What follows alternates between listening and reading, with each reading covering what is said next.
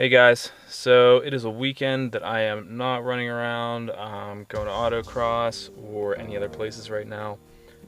Basically, I'll be going to Washington, D.C. here this week, and it's about a 4-hour drive, so I figured it's probably about time to change the oil. And I'm not really sure you can see this, but I have about 3,500 miles on the oil. I run the Rotella T5 or T6, so I'm pretty sure that could probably go 5-6 grand and everything in your car. But since you're racing and everything, you don't want to trust to that. And I think it's been about 6 months. So just because of oil and fuel contamination, you don't want to go more than 6 months. So that'll get done this weekend. Probably going to be giving the car a wash. It's probably been 4 weeks since it's been washed, and especially with, I don't know if you can see through the window there, but it's kind of nice out now. So it's literally it's 90 degrees, so it's to the point where it's almost too hot. So probably later today when it cools down, I'll be doing that. But I also figured I would take my AccessPort here, which I rarely use. This thing probably doesn't have a scratch on it. Plug it in and just take a look at some of the parameters here. So just gonna go ahead and plug it in here with one hand while I'm holding the camera, which seems to be a lot more difficult than I thought. So, all right, AccessPort plugged in. All you have to do to connect to your vehicle, turn your key in the on position, System ready. turn your radio off. All your lights should be up on the dash there, just indicating everything's on, as normal. And then you have all your monitors on here. You can view live data, although the engine's not on. So you're only going to get a few of the parameters in here. You'll be able to check some of the, especially like the learning numbers. That's what I kind of want to look at. Mainly the one I'm looking to check is this AF Learning 1. So now it's kind of the moment of truth to see what this number is. Let's go back to it. AF Learning 1, 5.5.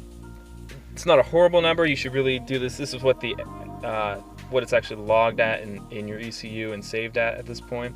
It's a constantly changing number throughout all the parameters here of all the AF correction numbers. All the AF learning numbers are going to tell you what ranges and what varying engine speeds and loads that those are coming in at. I think it's actually by the MAF voltage, if I'm 100% correct on that. But there's a ton of things you can go through here and kind of log. You should really be doing a data log every now and again, just to make sure none of your you don't have any boost leaks, vacuum leaks. Those are all pretty common things that happen. A lot of these things in here might be, if you have, you can look at your battery voltage. You know what I mean? It's a 12-volt battery, 11.9. It's 3 years old now. So, and that's with the car off. That's with the vehicle off.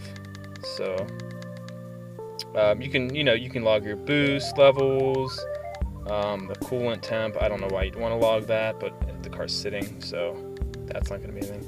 Another one that you might want to just check by just plugging this in and not data logging would be the DAM, or a dynamic advanced multiplier.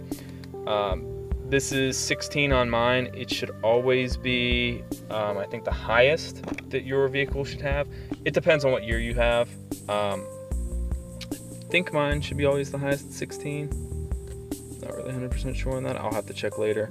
Again, I haven't used this in probably 6 months, so you really have to go look at a lot of these things. Damn it, 16 is pretty good.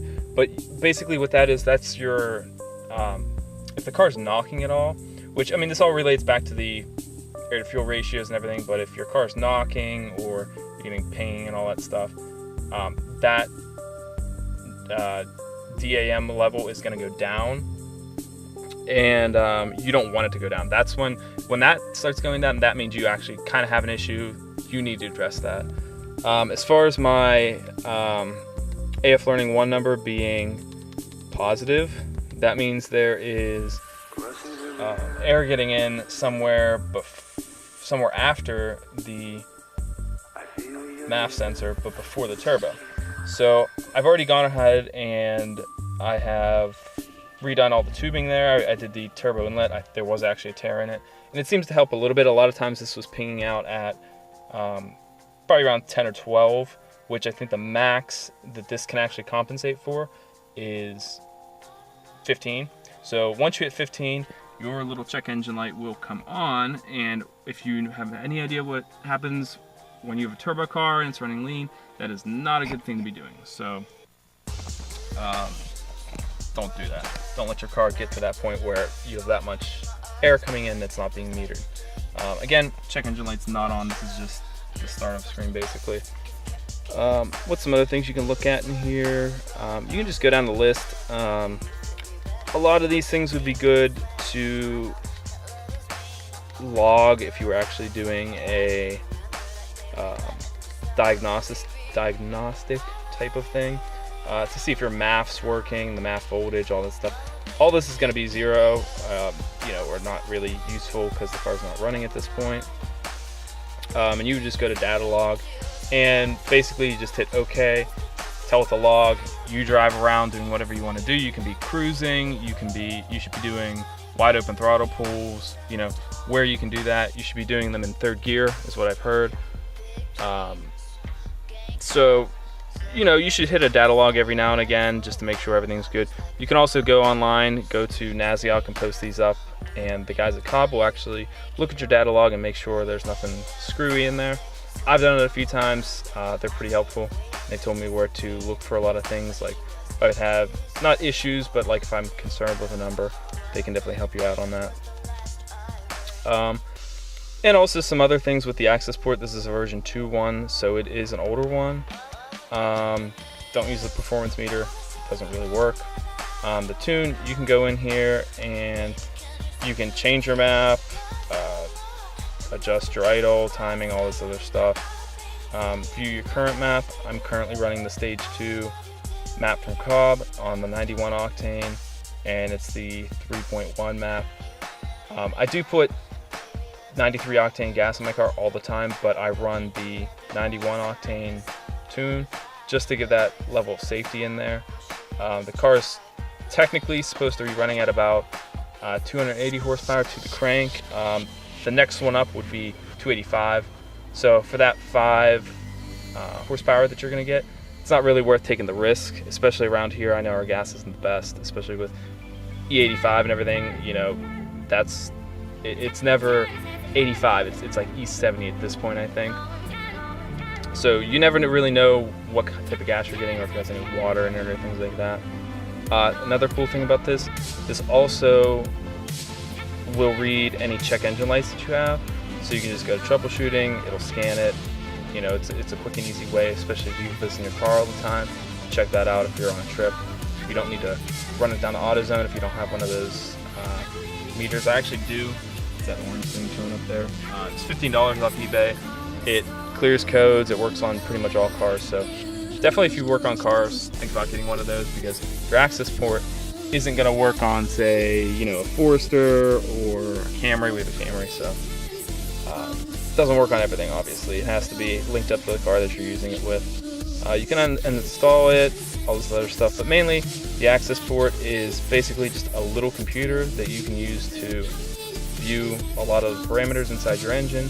It's certainly not as simple with turbo cars as putting an intake on, putting an exhaust on, and everything just kind of compensates and you go for it.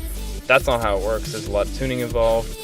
At the very least, you should be running one of Cobb tunes if you have a turboback exhaust or intake or something like that. Again, this is one of those topics that always comes up, but don't just slap a turboback exhaust on and then think you're okay just because there's no check engine lights. You can actually be doing damage to your engine without knowing it. Normally, these are a bunch of idiot lights up here. If your check engine light comes on, you probably already did something wrong.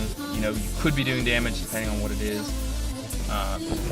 All these other things, if your oil light's coming on, you're pretty screwed at that point. These are all dummy lights, So we're gonna go ahead and turn this off. I have no lights or anything, and I'm pretty happy with the what I saw in here with the 5.5 for the learning. I know that's only right now sitting with the car, and that could change, but at least that's in a little bit better of a position than I was before. So at least it's not 10 or more. I would like that down to 0, or maybe even a little bit into the negative section would be nice. Usually that indicates a boost leak if it's too much in that negative range, but you know, we'll take what we can get right now. It's an older car, so it's doing good right now. Putting the miles on it, we got almost 115, so you know, for what it is, it's doing its job, autocrossing, traveling all around, and still kicking ass out on the road. So that's just about everything. Just a very little review of the AccessPort. You can find a lot of information on these online. Mine came with it whenever I bought the car, but very nice piece of equipment, and well worth the money. I think everybody should have one, even if you're getting your car tuned professionally. It's great to switch between maps and everything, so definitely pick one of these up. Can't beat them. See you guys.